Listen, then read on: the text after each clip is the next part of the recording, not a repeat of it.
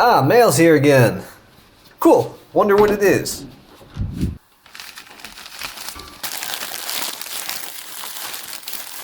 Oh, yeah, I remember. Been waiting for this for a while. I think you guys are going to be really interested in this. I got some wireless and some cloud-based RAM. I think the symbols kind of are self-explanatory.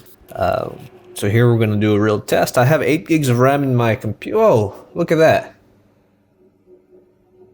Look at that. It's almost at 32.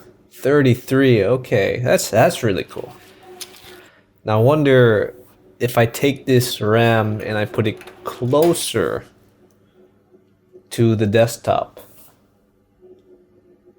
Wow, 128. That must be the cloud-based RAM. 128 gigs of RAM, or pretty close to it. Man, that really is something else. It's always crazy how fast this technology advances. I never thought we'd live in a world that you could have wireless RAM. And what are they gonna think of next? So yeah, it looks like it works. If I remove the RAM and I set it back up on the table, it's close enough to have a signal. It drops down a bit, so you know the range is not that far. You kind of have to have it near the desktop or laptop or phone for that matter.